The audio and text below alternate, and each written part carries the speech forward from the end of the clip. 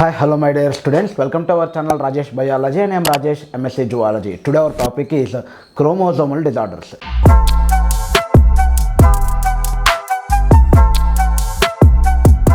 మనం ఆల్రెడీ స్టార్టింగ్లో genetic disorders అనే వీడియోలో ఏం చెప్పుకున్నామంటే జెనెటిక్ డిజార్డర్స్ అనేవి రెండు రకాలు. ఒకటి మెండేలియన్ డిజార్డర్స్, ఇంకొకటి క్రోమోజోమల్ డిజార్డర్స్. మెండేలియన్ డిజార్డర్స్ అంటే పాయింట్ మ్యూటేషన్ కానీ ఫ్రేమ్ షిఫ్ట్ మ్యూటేషన్ కానీ ఒక్క జీన్లో వచ్చిన మ్యూటేషన్ వల్ల వచ్చిన డిజార్డర్ని మెండేలియన్ డిజార్డర్స్ అంటారని. ఎందుకంటే అది మెండల్ యొక్క ప్రిన్సిపల్స్ ఆఫ్ ఇన్హెరిటెన్స్ని ఫాలో అవుతూ ఒక జనరేషన్ నుంచి ఇంకొక జనరేషన్కి ఇన్హెరిట్ అవుతుందని, కాబట్టి వాటిని మెండేలియన్ డిజార్డర్స్ అని చెప్పుకున్నాం. అండ్ దాంట్లో ఎగ్జాంపుల్గా అల్లోజోమల్ డిజార్డర్స్, ఆటోజోమల్ డిజార్డర్స్ రెండూ చూసాం. అల్లోజోమల్ అంటే హీమోఫీలియా చూసాం, కలర్ బ్లైండ్నెస్ చూసాం. అలానే ఆటోజోమల్లో సికెల్ సెల్ ఎనీమియా, తలస్సేమియా ఇవన్నీ కూడా చెప్పుకోవడం జరిగింది. ఓకే, ఇప్పుడు క్రోమోజోమల్ డిజార్డర్స్ అంటే నాన్ మెండేలియన్ డిజార్డర్స్ అని చెప్పొచ్చు. వీటిని ఎందుకు నాన్ మెండేలియన్ డిజార్డర్స్ అంటారంటే ఇవి మెండల్ యొక్క రూల్స్ని, ప్రిన్సిపల్స్ ఆఫ్ ఇన్హెరిటెన్స్ని ఫాలో అవ్వవు అనమాట. ఇవి ర్యాండమ్గా జరుగుతాయి, అక్కడక్కడ చెదురుమదురుగా జరుగుతూ ఉంటాయి. అంతేగాని ఒక ఫ్యామిలీలో ఫాదర్కి ఉంది కాబట్టి ఫాదర్ నుంచి సన్కి లేదా ఫాదర్ నుంచి డాటర్కి ఇలా ఇన్హెరిట్ అవ్వవు అనమాట. దీనికి గల కారణం ఏంటి అంటే ఇవి క్రోమోజోమల్లో వచ్చే యాబరేషన్స్ వల్ల వస్తాయి. ఒక జీన్ అంటే జీన్లో చిన్న మ్యూటేషన్ వస్తేనే మనకి చాలా సిమ్టమ్స్ కనిపిస్తూ ఉంటాయి, ఆ పర్సన్స్ చాలా సఫర్ అవుతూ ఉంటారు. అలాంటిది ఒక క్రోమోజోమ్ కానీ ఎక్స్ట్రాగా యాడ్ అయినా, ఒక క్రోమోజోమ్ కానీ ఉన్నది డిలీట్ అయిపోయినా, చిన్న పార్ట్ డిలీట్ అయిపోయినా, ఒక క్రోమోజోమ్లో హండ్రెడ్స్ ఆఫ్ జీన్స్ ఉంటాయి, అన్ని జీన్స్ మొత్తం పోతాయి. అలా పోవడం వల్ల ఆ పర్సన్స్ రిప్రొడక్టివ్ ఏజ్ వరకు బ్రతికి ఉండడం కష్టం. బ్రతికి ఉన్న వాళ్ళు రిప్రొడక్షన్ అనే యాక్టివిటీలో పార్టిసిపేట్ చేయడం కష్టం. చాలా కామన్గా కనిపించే క్రోమోజోమల్ డిజార్డర్స్లో కామన్గా కనిపించే సిమ్టమ్ ఏంటి అంటే mental disability. Okay, psychomotor function అనేది పర్ఫెక్ట్గా ఉండదన్నమాట. కాబట్టి ఇవి నెక్స్ట్ జనరేషన్కి ట్రాన్స్ఫర్ అవ్వడం అనేది అసాధ్యం. కాబట్టి ఇవి మెండల్ రూల్స్ని ఫాలో అవ్వవు, కాబట్టి వీటిని నాన్ మెండేలియన్ డిజార్డర్స్ అని చెప్పొచ్చు. ఓకే, ఇప్పుడు ఈ క్రోమోజోమల్ డిజార్డర్స్ అంటే ఏంటి, అవి ఎందుకు వస్తాయి అనేది మాత్రం ఈ వీడియోలో డిస్కస్ చేసి వీటిలో ఉన్న different types of disorders, allosomal disorders, autosomal disorders కూడా మనం మాట్లాడుకుందాం. నిజానికి నేను డిజార్డర్స్ అనే పదం వాడుతున్నాను కానీ వీటిని మనం డిజార్డర్స్ అనకూడదు, వీటిని సిండ్రోమ్స్ అనాలి. ఎందుకు సిండ్రోమ్స్ అని అనాలంటే సిండ్రోమ్కి డిజార్డర్కి ఉన్న డిఫరెన్స్ ఏంటి అంటే, సిండ్రోమ్కి డిసీజ్కి ఉన్న డిఫరెన్స్ ఏంటంటే సిండ్రోమ్ అంటే గ్రూప్ ఆఫ్ సిమ్టమ్స్, రకరకాల వ్యాధుల యొక్క సిమ్టమ్స్ని కానీ షో చేస్తున్నట్లయితే కానీ దాన్ని మనం సిండ్రోమ్ అంటాం. Okay, example AIDS, acquired immunodeficiency syndrome. ఇక్కడ డెఫిషియన్సీ సిండ్రోమ్ ఏంటి, ఇమ్యూన్ డెఫిషియన్సీ వల్ల డిఫరెంట్ డిసీజెస్ వచ్చి ఆ పర్సన్ ఆ సిండ్రోమ్తో బాధపడుతూ ఉంటాడు కాబట్టి దాన్ని సిండ్రోమ్ అంటాం. ఎయిడ్స్ కోసం మనం ఆల్రెడీ ఒక స్పెషల్ వీడియోనే చేసాం. అండ్ స్టూడెంట్స్ ఎవరికైనా ఇంట్రెస్ట్ ఉన్నట్లయితే కనుక హెచ్ఐవి కోసం తెలుసుకోవడానికి ఆ వీడియో కంపల్సరీగా చూడండి. Come back to this chromosomal disorders, syndromes కోసం ఒకసారి మనం డిస్కస్ చేద్దాం. అవి ఎందుకు వస్తాయి, వాటి యొక్క లక్షణాలు ఏంటి అనేది చూసిన తర్వాత నెక్స్ట్ వీడియో నుంచి మనం డౌన్ సిండ్రోమ్, క్లైనెఫెల్టర్ ఇవన్నీ డిస్కస్ చేద్దాం. First of all chromosomal disorders కారణం ఏంటి అంటే యాన్యూప్లాయిడీ. ప్లాయిడీ అంటే ఏంటంటే సెట్ ఆఫ్ క్రోమోజోమ్. ప్లాయిడీ అంటే సెట్ ఆఫ్ క్రోమోజోమ్. ఇప్పుడు ఒకటే సెట్ ఉంటే దాన్ని హ్యాప్లాయిడ్ అంటాం, 2 సెట్స్ ఉంటే డిప్లాయిడ్ అంటాం, 3 ఉంటే ట్రిప్లాయిడ్ అని, 4 ఉంటే టెట్రాప్లాయిడ్ అని, అంతకన్నా ఎక్కువ ఉన్నట్లయితే కనుక పాలీప్లాయిడీ అని చెప్తాం. ఓకే, సో యాన్యూప్లాయిడీ అంటే ఏంటి, ఎన్ని సెట్స్ ఉన్నట్టు యాన్యూప్లాయిడీలో అంటే నార్మల్గా ఉండాల్సిన సెట్కి ఏదైనా ఒక ఎక్స్ట్రా క్రోమోజోమ్, ఒకటి కన్నా ఎక్కువ ఎక్స్ట్రా క్రోమోజోమ్స్ కానీ వచ్చి యాడ్ అయినా, ఉన్నవి కానీ కోల్పోయినా, నార్మల్గా ఉండే పొజిషన్లో ఒకటి కోల్పోయినా, ఒకటి కన్నా ఎక్కువ కోల్పోయినా, నార్మల్గా ఉండే పొజిషన్లో ఒకటి యాడ్ అయినా, ఇంకా ఎక్కువ యాడ్ అయినా, గెయిన్ అయినా, ఆ కండిషన్ని యాన్యూప్లాయిడీ అంటాం. యాన్యూప్లాయిడీ అంటే ఏంటి, loss or gain of a chromosome, loss or gain of 1 or more chromosomes in a set, దాన్ని మనం యాన్యూప్లాయిడీ అంటాం. ఇది ఒక క్రోమోజోమల్ యాబరేషన్. దీన్ని మనం ఎలా చెప్పచ్చు, loss or gain of 1 or more chromosomes in a set, దాన్ని యాన్యూప్లాయిడీ అంటాం. ఈ క్రోమోజోమల్ యాబరేషన్స్కి యాన్యూప్లాయిడీ ఒక కారణం. క్రోమోజోమల్ యాబరేషన్స్ అంటే ఏం లేదు, ఎక్స్ట్రాగా ఒక క్రోమోజోమ్ యాడ్ అయినా అంటే నెంబర్లో కానీ స్ట్రక్చర్లో కానీ వచ్చిన డిఫరెన్సెస్ వల్ల వచ్చే కండిషన్ని క్రోమోజోమల్ యాబరేషన్ చెప్తాం. ఆ నెంబర్లో వచ్చే డిఫరెన్సెస్ని మనం యాన్యూప్లాయిడీ అంటాం. సో క్రోమోజోమల్ యాబరేషన్స్ అనేవి దేనివల్ల వస్తాయి, స్ట్రక్చర్ కానీ నెంబర్ ఆఫ్ క్రోమోజోమ్స్లో కానీ క్రోమోజోమ్ యొక్క స్ట్రక్చర్లో కానీ ఏమైనా తేడాలు వచ్చినట్లయితే కనుక అది క్రోమోజోమల్ అబరేషన్స్కి, క్రోమోజోమల్ డిజార్డర్స్కి, ఎనామలీస్కి దారితీస్తుంది. ఇందులో పర్టికులర్గా నెంబర్ ఆఫ్ క్రోమోజోమ్స్ని మనం దేంతో డిఫైన్ చేయొచ్చు అంటే యాన్యూప్లాయిడీతో డిఫైన్ చేయొచ్చు. యాన్యూప్లాయిడీ అంటే ఇది ఒక chromosomal aberration either loss or gain వల్ల ఒకటి లేదా అంతకన్నా ఎక్కువ క్రోమోజోమ్స్ యాడ్ అవ్వడం కానీ లేదా డిలీట్ అయిపోవడం కానీ జరగడం వల్ల వచ్చే కండిషన్ని యాన్యూప్లాయిడీ అంటాం. ఈ యాన్యూప్లాయిడీ ఎందుకు వస్తుందయ్యా అంటే నాన్ డిస్జంక్షన్ ఆఫ్ క్రోమోజోమ్స్. నేను క్రోమోజోమల్ నాన్ డిస్జంక్షన్ అని కూడా చెప్పచ్చు. క్రోమోజోమల్ నాన్ డిస్జంక్షన్ అంటే ఏంటంటే సెల్ డివిజన్ టైంలో ఇది ఒక మెటాఫేజల్ ప్లేట్ అనుకుందాం. మెటాఫేజల్ ప్లేట్కి అటు ఇటు కూడా క్రోమోజోమ్స్ అనేవి అరేంజ్ అయి ఉంటాయి కదా. మదర్ నుంచి వచ్చిన క్రోమోజోమ్స్, ఫాదర్ నుంచి వచ్చిన క్రోమోజోమ్స్, అంటే పేరెంట్లో వాళ్ళ మదర్ నుంచి, అంటే ఫర్ ఎగ్జాంపుల్ ఇది ఒక స్పర్మ్ సెల్ ఫామ్ చేస్తుంది అనుకుందాం. ఫాదర్ యొక్క మదర్ క్రోమోజోమ్స్ ఇలా అరేంజ్ అయి ఉంటాయి. ఇలా అరేంజ్ అయినప్పుడు మెటాఫేజల్ ప్లేట్లో ఎనాఫేజ్ స్టేజ్లో అవి రెండు కూడా రెండు వైపులకి పుల్ చేయబడతాయి. ఇలా పుల్ చేస్తున్న టైంలో రెండు క్రోమోజోమ్స్ కానీ ఒకవైపే వచ్చేస్తే ఈ కొత్తగా ఫామ్ అయిన సెల్లో ఏముంటుంది, ఒక సెట్ ఆఫ్ క్రోమోజోమ్స్ ఎక్స్ట్రా ఉంటాయి, ఒక సెట్ ఆఫ్ క్రోమోజోమ్స్ ఒకటే ఉంటుంది. అంటే ఇది హ్యాప్లాయిడ్ కాదు, ఎన్ స్టేజ్లో లేదు, ఇది N+1 స్టేజ్లో ఉంది.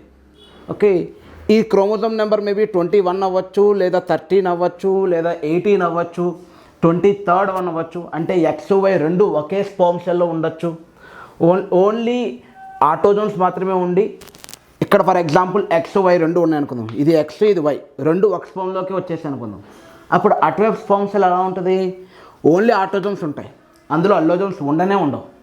ఓకే, ఈ స్పర్మ్ సెల్ని ఎందులో అయితే అసలు అల్లోజోమ్ ఉండదో ఆ స్పర్మ్ సెల్ని యాన్యూప్లాయిడీ గ్యామెట్ అనొచ్చు, ఎందుకంటే ఒక క్రోమోజోమ్ తక్కువ ఉంది కాబట్టి.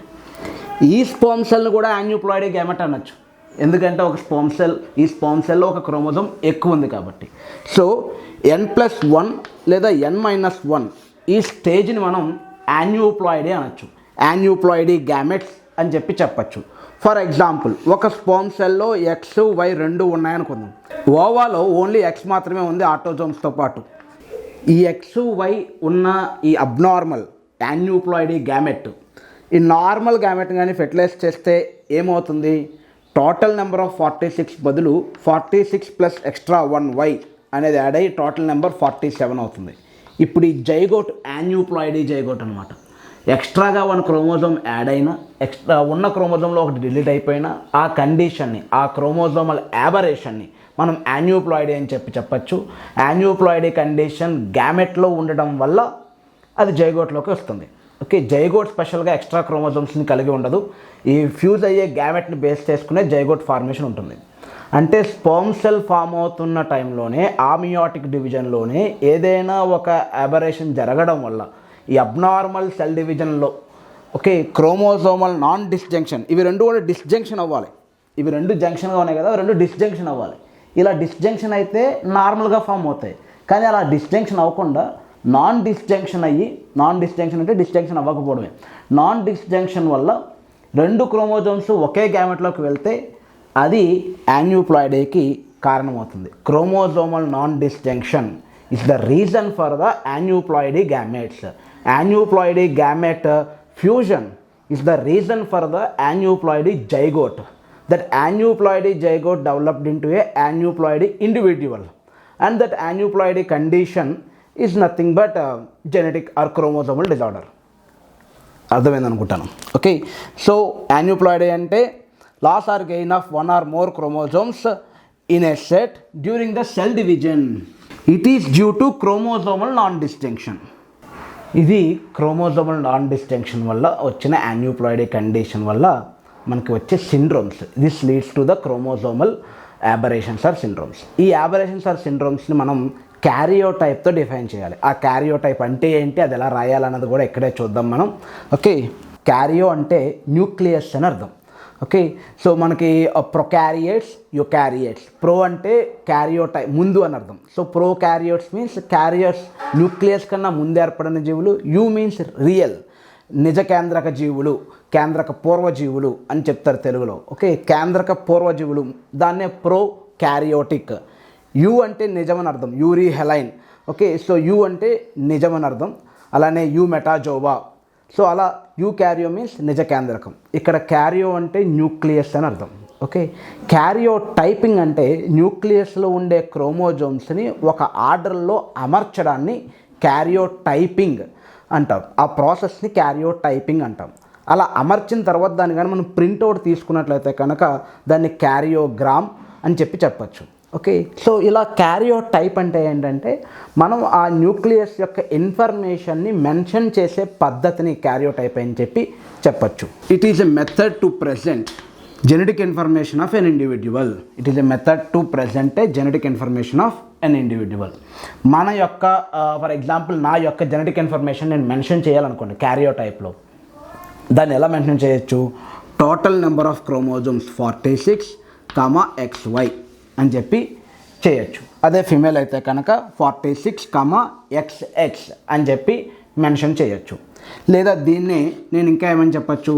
44 ఆటోజోమ్స్ ప్లస్ XY. ఇలా మనం క్యారియోటైప్ని మెన్షన్ చేస్తాం. కానీ ఒక నార్మల్ ఇండివిడ్యువల్కి ఇంత అవసరం లేదు. కానీ ఒక జెనెటిక్ డిజార్డర్తో, ఒక పర్టికులర్గా క్రోమోజోమల్ డిజార్డర్తో సఫర్ అయ్యే వ్యక్తి యొక్క ఇన్ఫర్మేషన్ని మనం ఈ స్టేట్ నుంచి వేరే స్టేట్కి, ఈ దేశం నుంచి వేరే దేశానికి, ఈ డాక్టర్ ఇంకొక డాక్టర్కి చెప్పాల్సి వచ్చిన టైంలో అతను ఏమని చెప్తాడు అంటే మొత్తం క్రోమోజోమ్ యొక్క డయాగ్రామ్స్, స్ట్రక్చర్స్ వేయడనమాట. అలా వేయడం మానేసి సింపుల్గా మెన్షన్ చేస్తాడు ట్రైజోమీ లేదా మోనోజోమీ. అంటే ఒక క్రోమోజోమ్ మిస్ అయింది లేదా 2 క్రోమోజోమ్స్ ఎక్స్ట్రాగా ఉన్నాయి. ఇలా చెప్పేటప్పుడు అలా చెప్పడానికి ఆ డాక్టర్స్ ఏం చేస్తారంటే క్యారియోటైప్ని రాస్తారు. అది ఎలా రాస్తారన్నది ఒకసారి చూద్దాం. అండ్ ఇక్కడి నుంచి నెక్స్ట్ వచ్చే వీడియోస్ అన్నింటిలోనూ క్యారియోటైప్ నేను డైరెక్ట్గా రాసేస్తాను. ఫర్ ఎగ్జాంపుల్ మనకి ఎన్సీఆర్టీలో ఇచ్చిన 2-3 డిజార్డర్స్ని ఇక్కడ నేను డిస్కస్ చేస్తాను. మనకు టెక్స్ట్ బుక్లో ఇచ్చినవి, ఎన్సీఆర్టీలో ఇచ్చినవి కూడా ఏంటి అంటే Down syndrome, Klinefelter syndrome, Turner syndrome. Down syndrome చూద్దాం. డౌన్ సిండ్రోమ్ దగ్గరకు వచ్చేటప్పటికి 21st పెయిర్, అంటే పేర్ అంటే 2, కానీ 21st పెయిర్లో ఎక్స్ట్రాగా ఒక క్రోమోజోమ్ వచ్చి యాడ్ అవుతుంది అనమాట. 21st క్రోమోజోమ్ దగ్గర పేర్ ఉండదు, ట్రిప్లెట్ ఉంటుంది, 3 ఉంటాయి. ఓకే, ఈ 3 ఉన్నాయి అనే చెప్పడాన్ని ఎలా చెప్తాం? టోటల్ నెంబర్ ఆఫ్ క్రోమోజోమ్స్ 47, ఎక్కడో ఎక్స్ట్రా క్రోమోజోమ్ అనేది రాస్తాం ప్లస్ 21 దగ్గర ఎక్స్ట్రాగా ఒకటి ఉంది. ఇది దాని ఉద్దేశం. ఇది క్యారియోటైప్ రాసే పద్ధతి. దీన్ని మనం లెటరింగ్లో కూడా రాయొచ్చు. అఫ్కోర్స్ మనం కావాలనుకుంటే కామ పెట్టి XX కానీ XY కానీ రాయొచ్చు. మేల్లో వచ్చిన డౌన్ సిండ్రోమా, ఫీమేల్లో వచ్చిన డౌన్ సిండ్రోమ్ అనేది అక్కడ మనం మెన్షన్ చేయొచ్చు. బట్ ఇలా రాస్తే సరిపోతుంది. ఓకే, దీన్ని మనం ట్రైజోమీ అని చెప్పచ్చు. ట్రైజోమీ ఎక్కడ? ట్రైజోమీ 21. మిగతావన్నీ 2 ఉన్నాయి. 21st క్రోమోజోమ్లో మాత్రం 3 క్రోమోజోమ్స్ ఉన్నాయి అని దాని ఉద్దేశం. ఇప్పుడు క్లైనీఫెల్టర్ చూద్దాం. దీని యొక్క సిమ్టమ్స్ అన్ని మనం తర్వాత మాట్లాడుకుందాం. బట్ క్యారియోటైప్ ఎగ్జాంపుల్ కోసం మాత్రమే నేను ఇక్కడ ఇది చెప్తున్నాను. ఇది చాలా ఇంపార్టెంట్ ఈ 3 కూడా. క్లైనీఫెల్టర్ సిండ్రోమ్ దగ్గరకు వచ్చేటప్పటికి XXY ఉంటుందన్నమాట. 2 X క్రోమోజోమ్స్, 1 Y క్రోమోజోమ్. జనరల్గా అయితే XX కానీ XY కానీ ఉండాలి. బట్ క్లైనీఫెల్టర్ సిండ్రోమ్లో 3 క్రోమోజోమ్స్ ఉంటాయి. 3 క్రోమోజోమ్స్ ఉన్నాయంటే మనం ఏమని చెప్పచ్చు? దీన్ని ట్రైజోమీ అనొచ్చా, మోనోజోమీ అనాలా? దీన్ని ట్రైజోమీ అంటాం.